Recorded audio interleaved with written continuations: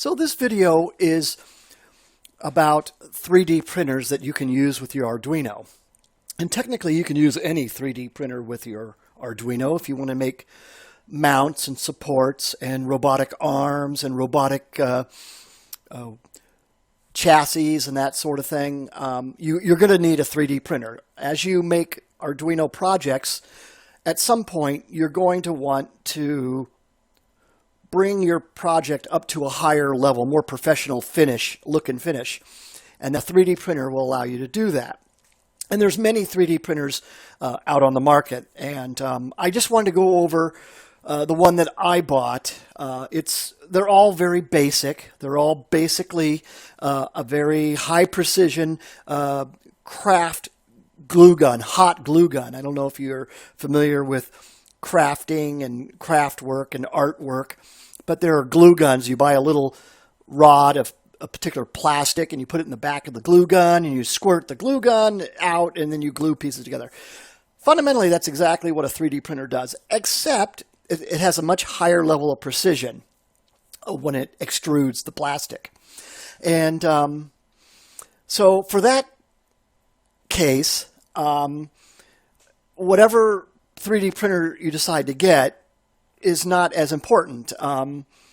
I have been looking for thinking or contemplating buying a 3D printer for many, many years when I started doing the Arduino, because I wanted the Arduino to be, encased in a case or a box, and I wanted to make my own modules that held all the little devices and stuff in a nice, clean way. Well, unfortunately, as you can see here, these 3D printers, brand new, are pretty expensive, and they get really expensive. And so I kind of poo-pooed a new one and thought about getting one that was used. And I've been looking and looking for printers, and I actually stumbled across this MakerBot. This is the MakerBot Replicator Plus, and I did not get that. I got the precursor to this, which is probably 5 to 7 years older, called the MakerBot Replicator 2. And that is a much older version. It has the same little pad like this, but it's down here, and it's really basic. This one's much fancier. And they have 3D printers now that are very inexpensive, maybe under $200, maybe $200 to $300 brand new. I would encourage you to look at those. But if you decide to buy one that's used, there are certain things you need to look for and certain things you need to be aware of. And that's what this video is going to give you, kind of an introduction to 3D printers and how to use them with the Arduino. Now, it's not so much focused on Arduino stuff, but mostly on 3D printer stuff. And hopefully it'll get you started and thinking about getting a printer, that it will actually encourage you and you will possibly decide to get one. All the printers, 3D printers, fundamentally work in the same way. Fundamentally, most of the parts are not typically terribly expensive unless you buy it from the manufacturer. If you need a certain part that only the manufacturer makes, those can be pricey. But a lot of the parts are straight out of China, put into this 3D printer box type concept, and then mailed out under a different name, whether it's MakerBot or Monoprice or XYZ, whatever it is. They all kind of use the same parts for the most part. So you can get some of the parts that wear out and break relatively inexpensive, and start making your own objects that you can use with your Arduino to make your Arduino a much more robust and professional product. And that's what this video is about. Now that we've decided to buy the 3D printer, we need to start designing things to print that can help us with our Arduino projects, like mounts, holders, robotic arms, customized parts that maybe clip onto robotic arms to do certain things, maybe hold a camera or sound module or multiple cameras, whatever you need. This program here, Design Spark Mechanical, is what you use to design the actual physical product or item you want to make. And so I'm not going to give a full tutorial of this. That was Jim Taylor, he goes into many, many videos. He's got like 100 videos out there, and he does a much better job. And there's others that you may like to use instead. He's very, very mellow, simple explanation of certain tools. These items up here are all called tools that are used to render or draw something. So you first start out with a sketch, and then you render it into 3D object. And I'm just going to show you basically how easy it is to create something that is 3D that you can print out. And that's it. And then from there, you can kind of get the idea. So the first thing you want to do is you have your sketching program, your CAD program, and I'm using Design Spark Mechanical. You can use free CAD, but that's much tougher. This is so much easier. You just go up here, you say New File, Design, and this is your sketch plane right here. You basically bring your sketch plane into your frame or into your focus. It's like right in front of your face. You're like looking down on the piece of paper here. And then once you do that, these are all the little, you can draw a circle, ellipse, arcs, random lines. So let's say we want to just do a square or a rectangle. It just says, it gives you a little help. And you basically render your square. And I have it in millimeters. Now, that's something I want to discuss here momentarily. I was going to mention it later on, but I want to mention it now. A lot of the CAD drawing is a lot easier in millimeters. Let me bring this back up. In millimeters than it is in inches. And why I say that is I know that normally we do everything in inches and feet and fractions. But in millimeters, basically, you can add or subtract things very quickly and very easily. Something that is 19.02 millimeters, if you want to subtract 1.02 millimeters, you can either do 18, or you can say, let me get back to 1902. You can either do that, or you can actually just do 19.02 minus 1.02, and it'll give you 18 as a result. Very easy.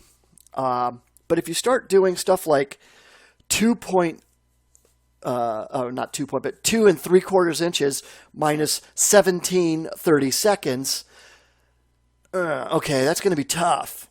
You can still do it, but it's not as intuitive. So I encourage you to first try using millimeters and measuring everything in millimeters. And I have some tools I'm going to show you. You will need to measure real-life objects in order to render them in your CAD program. Like you might need to measure the width of the Arduino Uno board. And you can either do it in inches or you can do it metrically in millimeters. And millimeters, far simpler, far simpler. And I'll show you that later. But for right now, I highly encourage you to try to use millimeters. And so here we have a square. We can edit this. So like I did, or you can just grab it and move it at an angle like this. And let's say we want to do that. We want to bring this down. Okay, now we have sketched this weird object. Let's say it's a mount for something. And if you do Control Z, it goes right back. And that's kind of nice.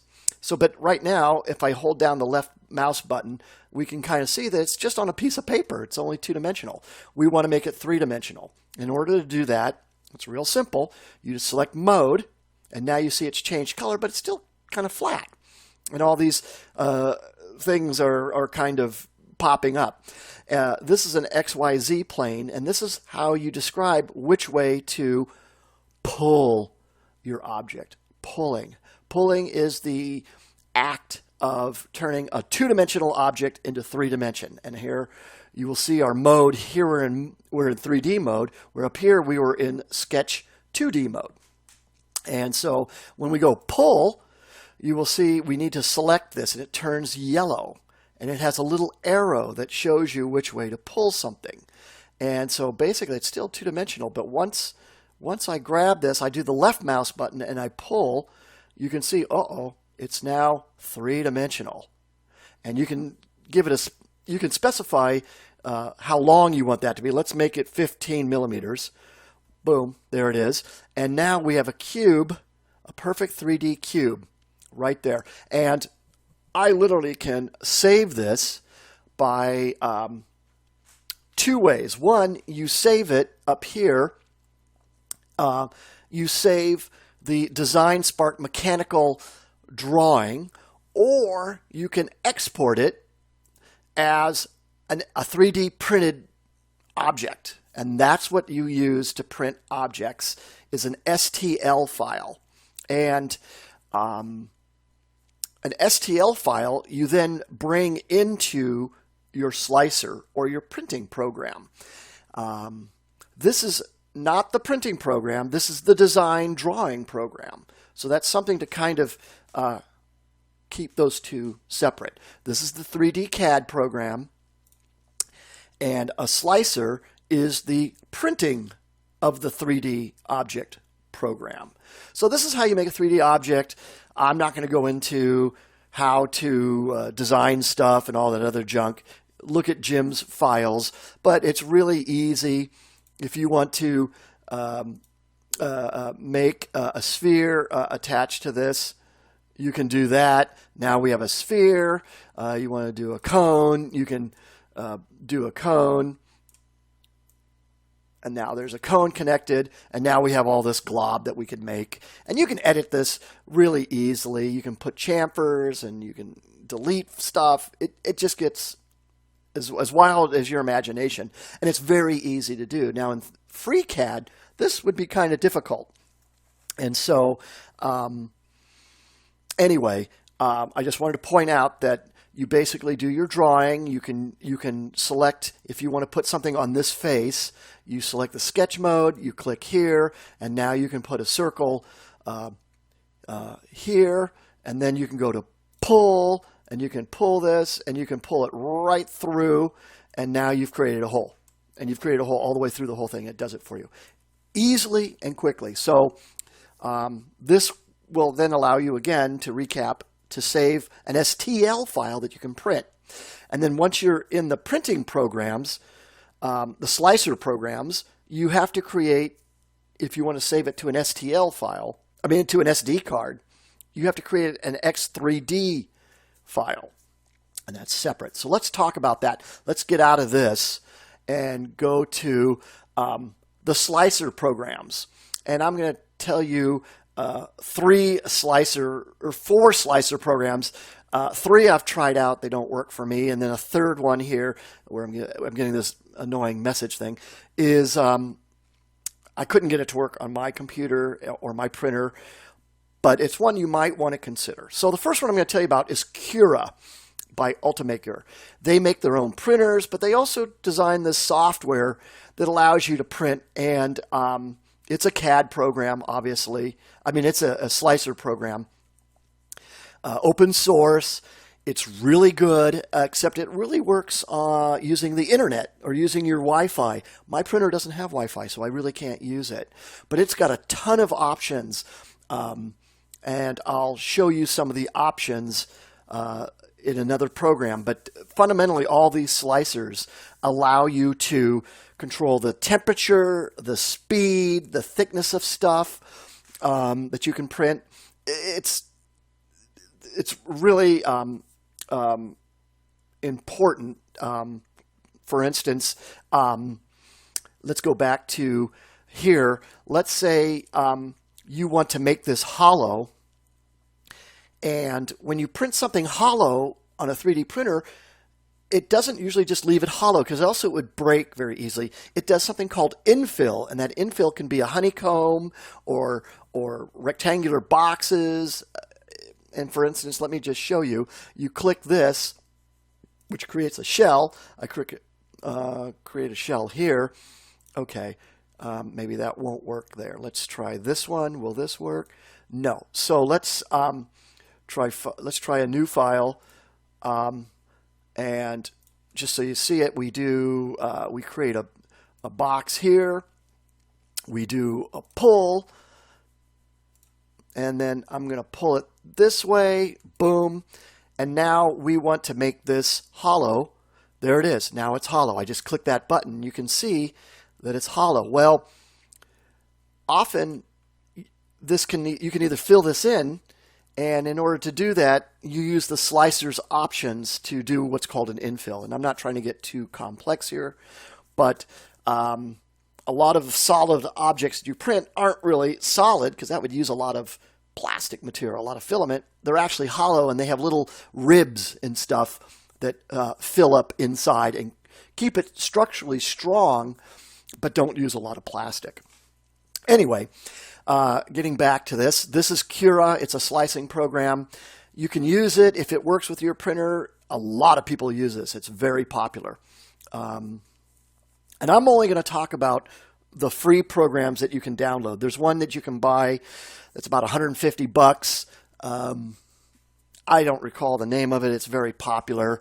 But you got to pay $150 for it, and I don't want to do that. And it works really well with a lot of printers. A lot of people use it. I just don't want to pay for the software. I want it to be open source and free. And so that's why I'm talking about Cura. Now, another one is called Slicer with a 3, kind of clever. They have lots of release versions. They work on Mac, Windows, and Linux. Another good program, very popular, open source, free. Again, I couldn't get it to work with my printer. My printer's older, and you really need a Wi-Fi connection or an internet connection, and mine doesn't have that. The last one I want to show you is this annoying message up here called Idea Maker. Relatively new. I don't know a lot of people using it, but it can do all sorts of, it's open source, or I don't know if it's open source, but at least it's a free download. That's really important to me. And what I like is that it has a lot of tools, but really its claim to fame is this ability to create bridges or supports. So when you print something that's 3D and it has a large overhang, like the letter R, there's that overhang. How do you support that? Because when the printer goes to print that, it's just going to be printing in the air. Well, you use something called a support or a bridge. And this allows you to customize that. And that's really the key in this, that allows you that flexibility. And obviously here's a screenshot with all the tools it can do. And so maybe this is something you might like to do. I don't know. But that being said, it's something to consider. Now, I use MakerBot's slicer, which is this one. And it has a basic functionality. It allows you to rotate and do all this stuff. This is the Stormtrooper that I'd like to print. Cura allows you to do the same thing. Here's Cura's version I was telling you about. It gives you some basic information. Here's the 3D printer I have. I'm using generic PLA filament. This is how fine. This is the Infill 10%. I mean, it gives you all these options. You can then go to their options up here and select from a ton of other objects. But I don't use Cura. So that's going to be something you're going to have to consider. But you can see how it's kind of similar in look and feel. And when they say slice, they mean print. And so here's the one I use. I'm not sure MakerBot slicer program here will work with other printers. You can try. But I'm not going to go into depth on how the MakerBot software actually works, but they all function the same way.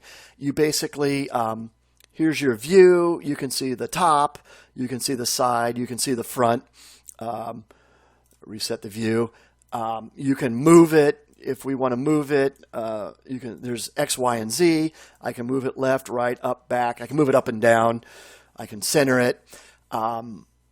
You typically want to print in the center of your 3D printer because that's where the calibration is the best. You start moving it over here to the edge or the back or the far side, it's not as exact, because there's a little bit of play in this print bed is what it's called, or builder platform, whatever you want to call it. The corners are a little bit, you have to calibrate it. That's something I'm going to show later in my video. But typically you want to print in the center as much as possible. Here, this allows you to flip and rotate it. For instance, like I said, something to note here, which you'll learn as you use your 3D printer, you see the arms. Let's zoom in using the wheel. You'll see the arms, or this little pack here. What it does is it prints from the bottom in layers. That's why they call it slicing. And they'll slice, slice, slice. And when it gets to here, it winds up in the air printing over nothing. And so what happens is the filament tends to drip or look webby, looks messy. And so ideally what you want to do, and that'll happen with the arms. You'll see the arms here are up in the air. So you'll be printing, and then all of a sudden when you get to this layer right here, you're going to be trying to print these hands in the air. So a solution is to rotate it so it prints it actually on its head. And now you'll see as it prints it, the shoulders and the arms, it's building out to the hands. And same with the feet. So this actually works out better. Now you're still going to have problems here as it prints the body and it comes in to print this. This portion of his little jetpack back here is actually in the air. And that's when you use a bridge or a support from here to here in this slicing program to support that. And that's where you learn to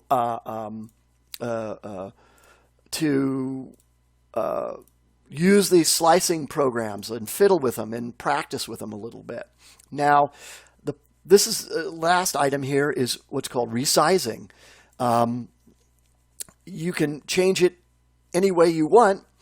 And this is the standard size, but let's say you want to make it bigger. There you can. Now it's the maximum size that this slicing program can do, given the specifications of where the printer can actually print. And so this is kind of nice. You can reset the scale. And so then once you have selected your size and everything, you go up to settings, and you have low, standard, and high. And that's typical on all the slicing programs. It's similar to draft, normal, and high quality printing on a regular printer. And each option has different options, sub-options. The device settings talks about the temperature of the extruder that actually gets hot. And I want to mention here that these extruders can get up to about 280 degrees. And that's way too hot. You'll start to get burning of the plastic, and the oil in the plastic will separate and make a mess. And I've actually found that the lower the temperature you can do, the better your model is. And usually I'm finding with the filaments that I use, which is PLA, that's the polylactic acid, that's the type of filament my printer can print. And since it's older, it can only print two basic types, ABS and PLA. Now there's nylon, they now have wood composites, metal composites, all different types of plastics that you can think of that can do all sorts of things. And in which case, each one has a different temperature, operating temperature. And you'll have to become more familiar. But for the most part, if you're just going to make parts for your Arduino, PLA or ABS, and ABS is a little bit trickier, PLA will work 100% perfect. And PLA works best right around 200 degrees. And I could never find anyone ever actually saying that. But that's what I've found. And the low, standard, and high settings, low is quick. Because like I said earlier, some of these printer objects, like this Stormtrooper, this thing takes like 20 hours under your high resolution. And the high resolution basically prints out about the thickness of a piece of paper. The newer printers can print out half the thickness of a piece of paper, which is like 0.6. Mine's 0.1. I'm sorry, 0.06. Mine's 0.1. High resolution. This is like 0.2, and then this is like 0.3. And so low resolution, it prints out maybe in 4 hours. This is 10 hours. This can be 30 hours. It takes an ungodly amount of time, but that's just the way it is. So if you're kind of trying to get things to fit crudely and you want to do a quick print, I suggest doing low. It's fast. It uses maybe a little bit less filament. And then once you've got it set, print it in high and let it run overnight or whatever time it takes. So let's go back to the standard and let's talk about some of these. And like I said, I'm not really focusing on MakerBot slicer software, but they all the slicers have the same options. Maybe they call them something slightly different, and they obviously will have a lot more. This MakerBot software is maybe 5 to 7 years old. It's old. The newer ones do a whole lot more. So let's just go into these. I'm not going to go into all of them. I'm just going to give you the basics in order to get started. Obviously, you need to change the temperature down. Travel speed, you want to kind of kick that up towards the maximum. If it travels too slow, there tends to be, the filament tends to leak out, and you get little webbing and strings, and that's not so good. So have the travel speed up there near the maximum. Extrusion speeds, I keep these all at the default. Infill, I was telling you, that's when you have a large object that's hollow. It talks about the density, and then you can choose, do you want it linear? Do you want it to be hexagons? Do you want it to look like cats or sharks? I just leave it hexagons. Model properties, I believe as you change this, the layer height changes. See 0.1, low is 0.3, standard's 0.2. So obviously the layer height, the thickness, the thicker the layer height, the faster it prints, but it looks rougher. And so I leave these right around here. Another thing you might want to change is the number of shells. This refers to the outer layer thickness. I wouldn't do much more than 2. 1 is okay, but I'd leave it at 2 for the most part. Rafts, these are interesting. A raft is something that allows you to build down here. Like for instance, this is a very complex object, and what happens is right down here where it connects to the build plate is only touching on his feet. You can see right there. And as this prints over 30 hours, if it bumps this, it tears it loose. And then you got to start all over. Well, to get around that, you build what's called a raft. And you select this, and it has a bunch of options. I would leave it, the basic ones, basic options. And it builds a little platform that gives it better adhesion. And that's a real problem with 3D printers, is the adhesion to the build plate. And there's different tricks. You can have a heated build plate. You can use a raft, like it says here. You can use a glue stick, like those craft rub-on glue sticks. You rub it all over the platform here, and then as this builds, it sticks. And then you use like a metal spatula to actually scrape it off, and it comes off. The problem with glue sticks, you get a lot of white residue everywhere. Scrape off the residue. It gets a little messy. A lot of folks use blue masking tape, and they just layer it with blue painter's tape. And I get the thickest one, which is like 2.5 inches, and I layer it. And as you scrape this off, I mean, the tape adheres to the build plate, and your object adheres to the tape. You will tear the tape, and you'll have to take it up and reapply it. And I'll show you that on mine later. But the tape is cheap. You can buy blue tape on Amazon that actually is cut, pre-made, one sheet. They're terribly expensive. You go through them like crazy. So I do it cheaply. Sometimes you get little lines between the tape. You got to line it up just right. Anyway, depends on what you want to do. But if you want to buy the big sheets, you can do that too. Some people build on glass, but I didn't want to spend the extra money for the glass, and that can break and scratch, and there's issues with that. So you can just build a raft and go from there.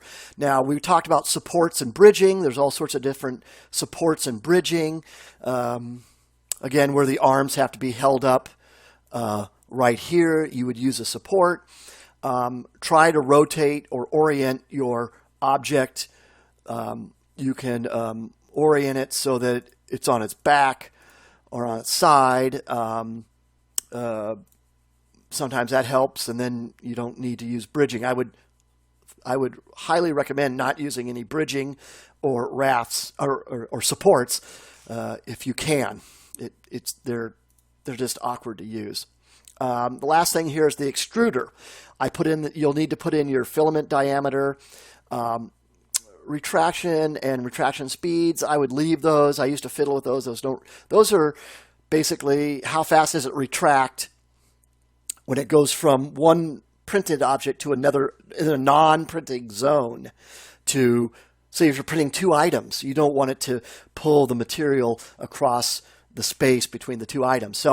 But I would leave that pretty much, and you want it to do it quickly. So here is the distance, and here's how fast you want to do it. And sometimes you might want to bump that up, maybe up to 90. But I actually just take the defaults, and that works the best for me. And that's all the options. That's basically it. Once you get those, the big one was lowering the temperature. That really made it the best. And so again, here's the object. Trying to think if there's anything else here I can tell you about as far as doing that. Once you've got all the settings dialed in, you then want to export the file. Move that to the platform, and here it's preparing all the information in the settings and your STL file, and it gives you some minimal information here, and it creates an X3D file that you can either save to an SD card or print directly to your printer using Wi-Fi, your network, or your USB cable. And I'm not going to do this now, but you see that it takes about 2.5 hours. Tells you how much filament it uses. Here's your resolution, rafts, and that sort of thing. You do a print preview, and you can then, it creates a slider bar that allows you to show all the layers, and it could be up to 1,000 layers to build this item, this object, using the parameters set up in your settings.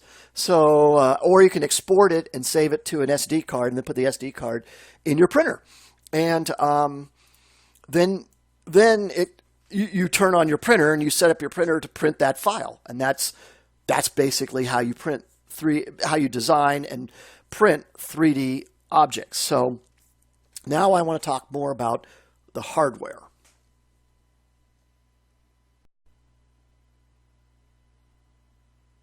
One side note that I do want to mention here is when you download the software, whatever software you use, whether it's the 3D CAD program or the slicer program, you do want to consider downloading older versions of the software. I have found on different PCs that I own and laptops that the most current software does not necessarily work the best. And so I encourage you to download multiple versions and try different versions, because they change over time. And some may work better for your hardware that you have, especially if you have an older 3D printer, that the older versions of software may work better for you. And keep that in mind, that the newest version doesn't necessarily mean the best. I would certainly start out with the newest version, but also consider back versions and see if those work better for you.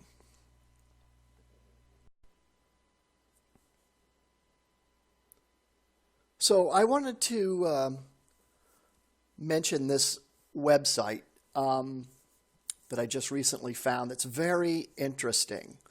At first I kind of just dismissed it as being kind of a goofball website, However, not so much. It's actually fairly significant. And let me tell you why. The website I'm talking about is not this one. This is Thingiverse. This is put out by, I believe, MakerBot. I'm not sure it's their website. I believe there's probably other people that have uploaded other files to this website. But nonetheless, this is a very large, interesting website. There's a lot to explore and download STL files for 3D printing, the stereolithography files. And I decided one time to download a little stormtrooper. I did a search up here in Thingiverse. There's a lot of things you can do. You can make all sorts of stuff. However, these are already pre-made. And what if you want to download this box and you want to put a hole in the top for some reason or whatever? That's difficult to do as a stereolithography file. And I'll tell you why. So let's go back here. I did a search up here for a Star Wars Stormtrooper. I showed you this in another video, and I downloaded it here. And I wanted to edit it. And I thought, well, how difficult is it to remove these bumps? Let's say I just wanted to have this a smooth dome. Or if I wanted to put a square block on top of his head, or put a hole through it so that I could hang it on a keychain, or something simple. Well, I started to try to do that in Design Spark Mechanical, which is really designed for the individual to design their own projects, not take a project that's already done. And let me show you why here. You can see that the surface is made up of all these thousands and thousands of little squares. Let me get this like there. Of all these little triangles, not squares, but triangles. And so when you try to select one to make a hole, or to, let's say I wanted to remove this bump here. Well, selecting it is not so easy. Let's say we wanted to pull this. Let's try this. There. Let's just try to select this there. So let's say we want to try to pull this, and we go into pull mode, and we try to pull this down. Well, you can kind of see very quickly, or if you pull it up, it gets kind of weird really quick, especially if you want to make a hole. Well, that's not going to work too well. You can see it's all distorted. It's got all these other weird things around it. And it gets really complex when you want to start just doing very, very simple things. And they don't come out smooth like a round hole. It comes out this weird jagged thing. So that was definitely very concerning. Especially if I want to put, just say, a simple hole through it just to hang it as a keychain. Well, I found something interesting that works very well for pre-made stereolithography files. Because down here in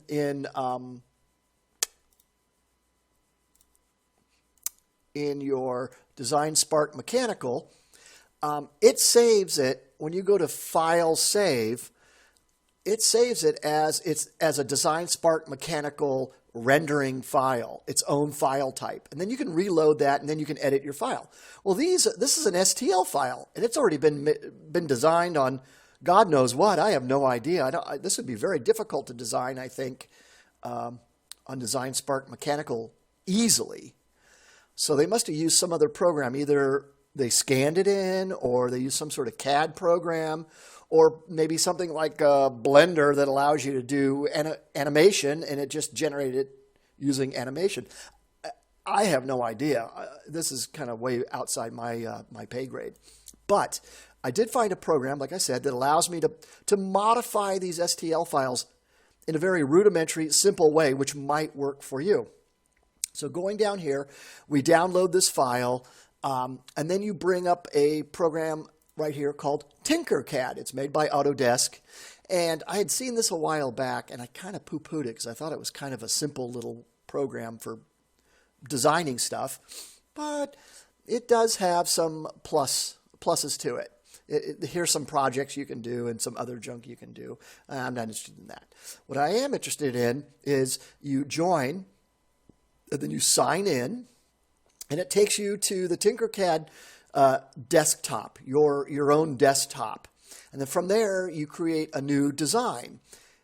And right here is where I am in my work plane area where I get to design and make stuff. Your desktop, or dashboard they call it, not desktop, dashboard is up here. If you click on that, it'll take you to your profile and all the other stuff that you do for yourself. But here we are in the work plane. And the work plane has all these different objects over here. And I thought, well, who wants just to make a box or a cylinder? Well, what's interesting is here we have that same STL file and made up of all those intricate triangles and vertices and facets. And let's say I want to put a hole right through here for a keychain.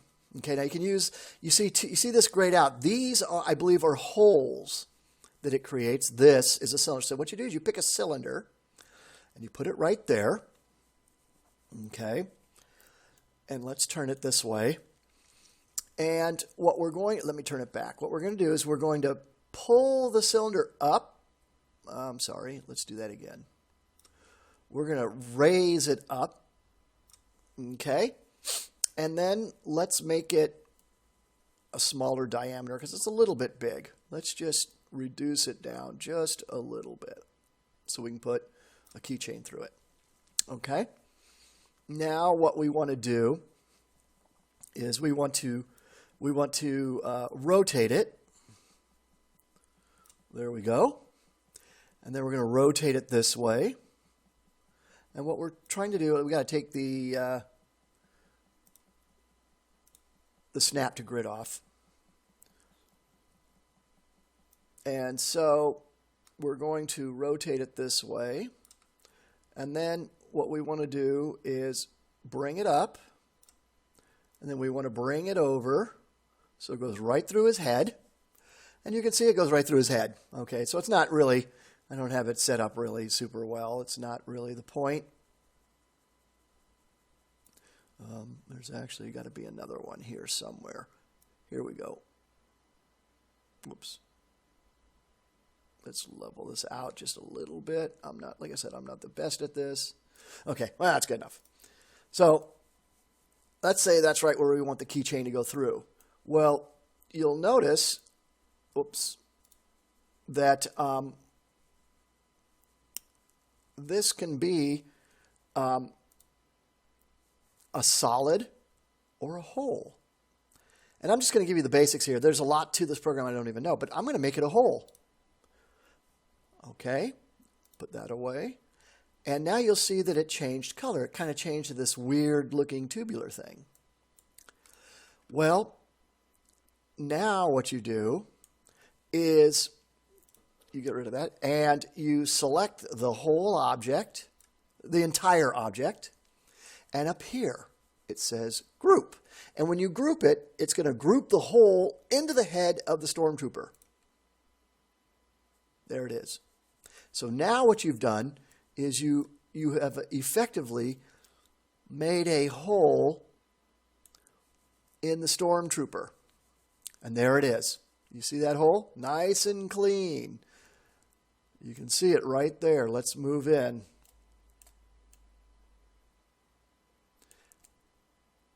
There it is. Nice and clean. It worked perfectly. Through all those weird triangles and everything else, it made a perfect hole. And that's exactly what we wanted to do in this case. But you can do all sorts of things. You could take a box and you could have him holding a box if you want. Okay, now his arm is a box. There you go. Very simple. It doesn't come out red, but it comes out like a box. So now if you were to save this, he would have a box there, no longer have a hand. So we come out like this. We select this whole thing. We say group. Boom. He now has a box with a hole. Real simple. And so you take all these different shapes and you can contort them any way you want. See, now it's all grayed out. It's a box, and that's now part of him. You can take a cone. Let's put a, ooh, that cone's a little bit big. Let's give him a little bit of a cone. Ooh, so I'm still kind of learning how to do this.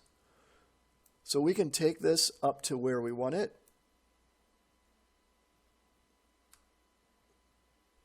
Make sure it's right above, oh, make sure it's right above his head. It's kind of hard to find. It's like the mouse is in opposite direction. But that should be right above him.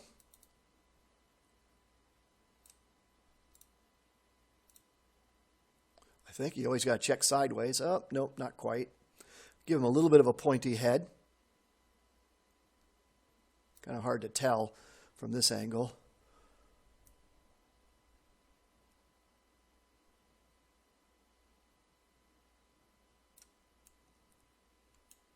So I'm going to try, there's a line option.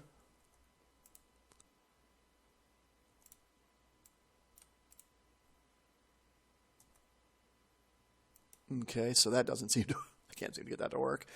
But you get the idea. You can put this on top of his head if you were good enough. Okay, and then we bring it down a little bit. And so now he's got a little pointy head. Took a lot of work. But again, I'm still new at this, but you get kind of the idea. And then you just select the whole thing, say group. It turns red for a second or two. And before you know it, it turns out that he now has a pointy head. And then you come over here to save it. And when you click on that, it saves it for you. So, and then from here, you can work with it more. You can export it, and it'll give you the STL file to download. And you download, and it comes down into your download box in your web browser. I'm using Google Chrome. And from there, you take the STL and you put it into your 3D printer program, and you mark it up, and then you slice it with the certain parameters you want, and then you print it. And he will have a hole, a pointy head, and a block fist. And it's that simple. And you got to kind of learn how to move things, position things. That's kind of tricky because when you move the mouse, it sometimes wants to go in the reverse direction. And there must be a way to change the controls for the mouse, but I just haven't figured it out yet.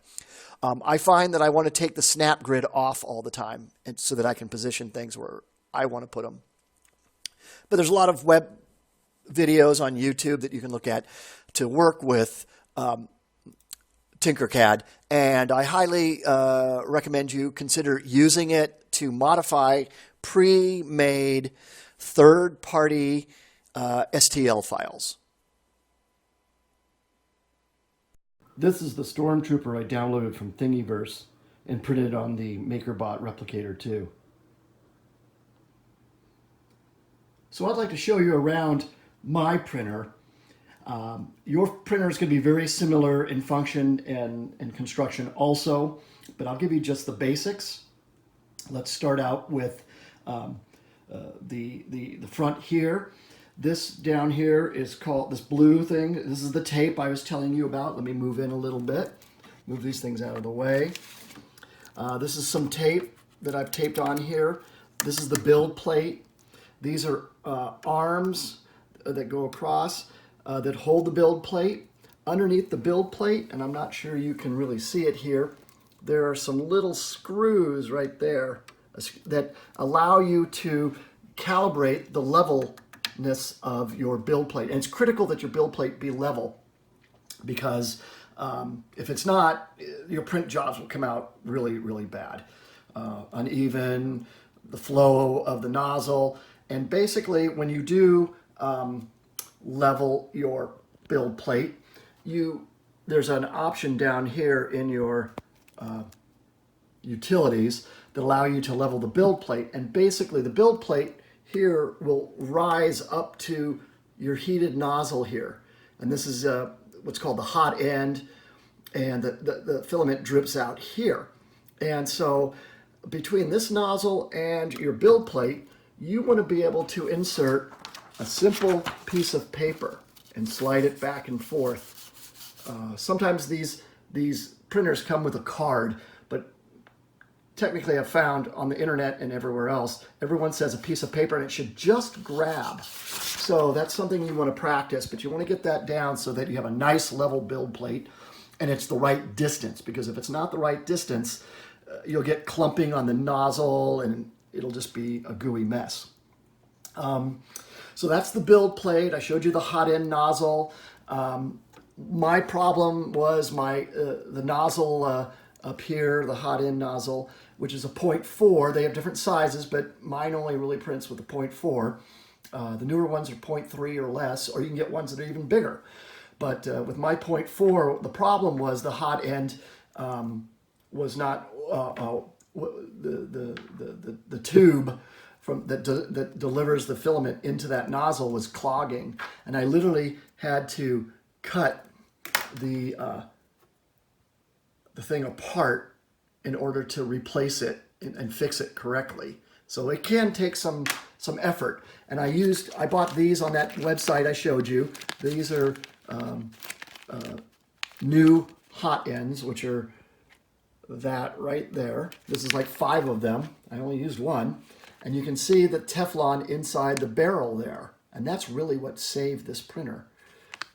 That barrel screws up into this. This whole extruder head all of this comes apart, and it's relatively easy. You feed the filament in here, and you press down on this lever to hold it. There's a little cog that grabs the filament and sucks it in and moves it around. These fans cool it. Mine was missing a duct, a cooling duct. It was actually gone. I actually had to download this from Thingiverse that I mentioned earlier and print it out, and it makes a big difference. There are different types of cooling ducts that you can get. One of them is this one, which has 3 sides on it, and it's a modification that goes in place of the green one. But I had a little bit of problem. You can see it was starting to melt there, and it caused a problem. It dropped the temperature of the print head below the temperature that allowed the filament to melt. So I had to stop using that. I'll have to figure out how to solve that. You do need a fan. You do need a cooling fan, because once it heats up, once the filament heats up, you want it to cool. You want it to glue to the body of your object, but you also want it to cool very quickly so that the next application of the filament adheres. On very, very thin, small pieces, if you don't have proper cooling, the object remains hot and then gets overheated and starts to slump or melt, and you have another issue. So again, you'll learn all this as you start to use it more and more. This up here is called the gantry. This and all this right in here and over there is called the gantry. There's a little heater module. It's hard to see. It's in the back, but you can see it right there. That actually comes out and can be replaced if it burns out. These can be unscrewed and replaced. They're just a brass nozzle and cleaned if necessary. Typically, if you keep it clean, you don't have to really do that for a long, long time. But you may have to do it on occasion, depending if you switch filaments and stuff like that a lot. So, or if you have multiple colors. Mine only does one filament color at a time. I can pause and change, but that doesn't seem to work so well. Another thing that you can do, I mentioned, you can print using an SD card. It goes right in here like this. And actually I have it upside down. There we go. It just clicks in. You don't want to use an SD card that's too big. This is only 512 megabytes. I think this older printer can only take 2 gigabyte card. If you get too big of a gigabyte card, and if you're using an operating system that maybe is 32 or 64 bit, I think mine can only handle 16 bit. Again, it's based on what the firmware in the SD module can actually read from the card. So it's kind of limited because mine's so old. The newer ones may be better. The next thing I wanted to also mention is sometimes if you do different types of plastic, the printer bed can be heated, but in order to heat it, you have to change out the plastic if it's plastic, and the power supply going to the printer has to be upgraded. And so all that has to be taken into consideration when you start hooking up, say, a heated printer bed or something like that. So I have not done that. I've not found it necessary. I have heard with ABS it's nice to have a heated printer bed. So that will be something that you'll have to kind of look at yourself. Now, with my printer, there were some parts I had to replace. I had to replace this switch and the switch back here, these limit switches, and they were working sort of, but not very well. The printer bed moves up and down. I don't know if you can see that. But there we have it very close. I've moved it up there, and this is just the underside. And I'm using the acrylic printer bed. I also have an aluminum one, and I've found that the acrylic doesn't sap the heat from the plastic filament when it goes to print, and that allows it to stick to the tape better. But you got to be careful when you remove stuff because you can scratch the acrylic.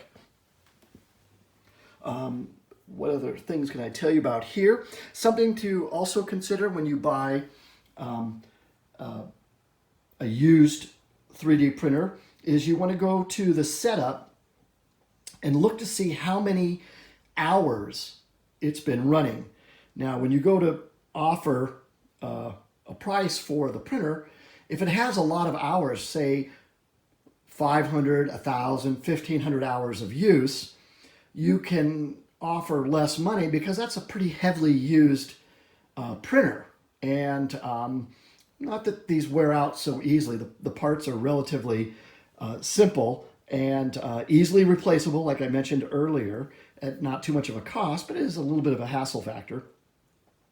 Once you know the number of hours that it has run, and you may have to ask the owner or whoever how to find that out, because on mine I have on here I have utilities right here, and under the utilities it says number of hours or printer usage, and it'll tell you the number of hours total. So that's good information that will help you offer less and get a better price for your printer.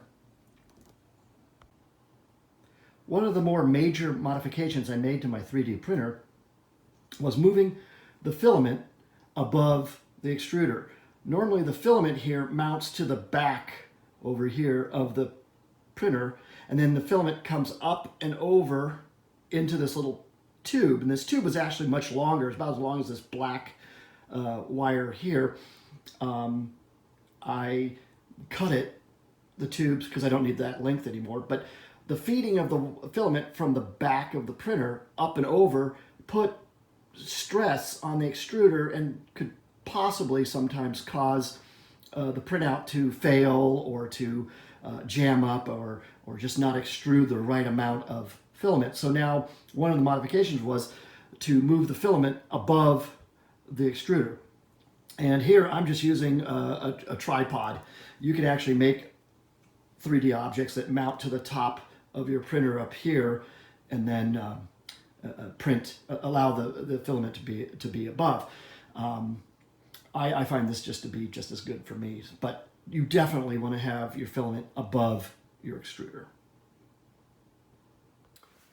So when you go to reinstall the filament into the extruder here at the top, you want to make sure that you cut the filament at a sharp angle so that you get a nice clean point, because when you take this out it'll be all rough and unclean and hard to thread. In addition, you'll see that there's a lot of curvature to the filament, and what you want to do is you want to straighten this out as much as possible. It doesn't have to be perfectly straight, you just want to kind of manipulate it so that it kind of is a little bit more straight, and that's straight enough, because what you want to do is you want to be able to force this filament into the heated into the extruder up here, and so that it comes out at the bottom down here at the nozzle and drips out a little bit. Then you've got a good insertion of the filament. And in order to do that, if you don't straighten this out, the filament will curve inside this and bind up, and then you got to take it out and cut it again. So straighten it out so it's nice and straight, and then there's a lever here on the side, you push down, and you just insert this down as far as you can until it bottoms out. And then you'll feel some resistance. Then you want to push it a little bit further, still holding the lever down, until it starts to ooze out the bottom down here. And before you do any print job, you've got to do you have to select from your menu, preheat, and it has to get up to temperature. And the filament typically starts to melt at about 180 degrees. So it has to get up to at least 180 degrees before you start putting the filament in.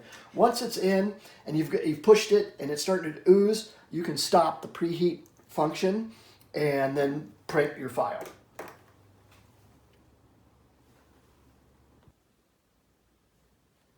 So there are two camps to whether you should remove the filament after printout or not. Some believe you should go ahead and leave the filament in the extruder head. You're done. Take your project off the build plate and then use it. I'm of the belief that you should always remove the filament out of the extruder so that it can't melt in the extruder and get clogged. And to do that, you first press this lever on the side right after it's done printing. You press it down, and then you push and pull the filament. You push it down and let it extrude some filament through the nozzle. You pull it up, you push it right back down, extrude more, pull it up, push it back down to extrude a little bit more, and then pull it up really quick. And that will suck out all the remaining filament out of the extruder and hopefully keep the extruder clean and not burning the plastic, because if the plastic gets burned, it loses some of its melting properties, I think. And so you want to make sure that you keep this nice and clean, and you allow the filament to get into and through the extruder all the way down to the nozzle easily and without any impedance of any plastic or anything being in the way. So I believe it's best just to remove the filament each and every time, and then when you're about ready to print, use the preheat function on your printer, cut this at an angle, and then reinsert it.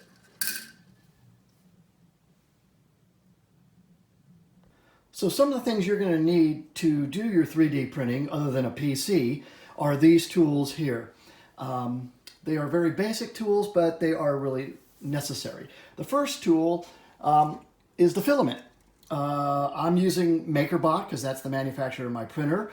It's the most expensive filament for my printer because it's made by MakerBot. And so I started looking for other vendors that made decent filament that was cheaper. But I encourage you to start out with the vendors until you learn how to use your printer. Then you can go from there, because you need to find out how your printer actually works correctly. MakerBot was one that I bought, but the first one, and one of the better ones I believe, is Hatchbox. This is a good quality printer, filament printer, 3D printer filament, and it comes in a variety of colors. It tells you its PLA, it tells you the 1.75 millimeter, it tells you the operating temperature between 180 and 210, and then it tells you the color, which is purple. This will do quite a few print jobs, and it comes sealed in a plastic bag with a silicone water absorbent pack. Not really sure why it does all that, because it is plastic, but and I think this has a pretty good shelf life of a couple years. I don't know if this stuff ever goes bad. I've never heard anybody say anything. But there are other vendors that you can use, and I encourage you to try different vendors, and you'll find certain prices go down. One of the main tools you're going to need, obviously, is a ruler that has metric on it. And you use this for measuring things and entering it into the CAD system. And when you measure things, you're going to need a set of calipers, which is what these are.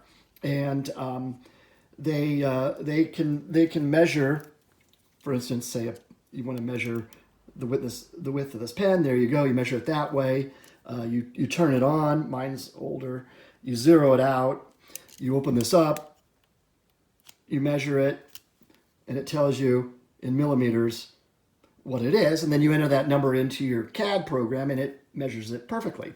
Something to keep in mind is you may want to measure something with an inner diameter, and in the back it has these pointed items which then measure an inner diameter, and we get that measurement there. Now the last thing you should measure is on the back end of the caliper right here is this little standoff, and you basically push that in like that, and you can measure the height of something using the back, and we get that measurement as 10.34 millimeters. So there's 3 different ways to measure: outer, inner, and then obviously back here, the height. And that is why this tool, this caliper, is one of the most important tools when you're building and designing in your CAD system. Next, we have these other tools. You will definitely need a scraper for scraping your objects off of the build platform. You want to keep it as level and flat to the build platform as you scrape this, because it will be difficult. And you will tear the tape, and hence you will need a lot of this tape. And this is the thicker 2.5. I don't know if they make it thicker than this, but you can go to Home Depot and get this. It's not very expensive. It'll last you a long time. Next, other than a scraper, some people suggest a plastic scraper. I would use a metal. It's much better, but be careful you don't gouge your the acrylic build plate with this edge. Next, you'll need wire clippers, obviously small wire clippers to clip the wire, at an angle. And you will need a pair of pliers. Sometimes I need to pull things out. Sometimes the wire is difficult to push in, and I use these to grab onto the filament and push it in so that it can extrude. But these are nice to have too. And lastly, you have these two, a Phillips and a flat screwdriver. The Phillips can remove all the Phillips screws, say in the extruder or anywhere around the printer.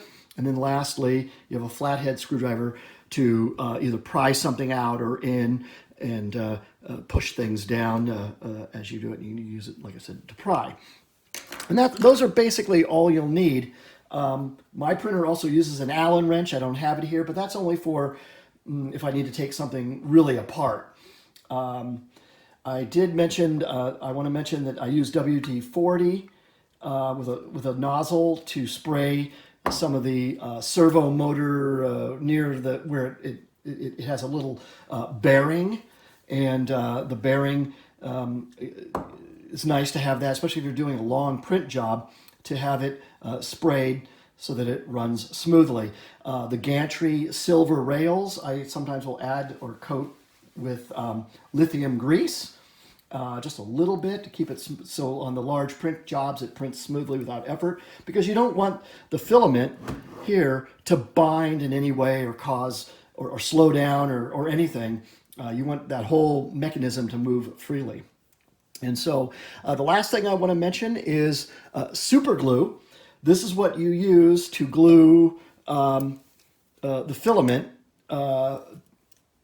Once you've created an object, if you want to glue two objects together or two pieces together, you use super glue. And the super glue works very well, but it doesn't work perfectly well. It's going to be your best option, your best and least expensive option. You glue it, and if you really try, you can pull it apart. It will come apart, but it's glued very, very, very strongly. Depending on how you print things out, you can get a better bond, but for the most part, it doesn't seem to melt the plastic together like old testers modeling glue that kind of melted the glue component, the parts together.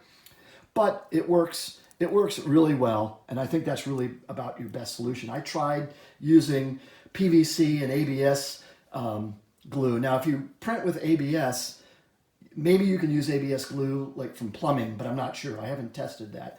But for the most part, this is the best for PLA, for gluing items together.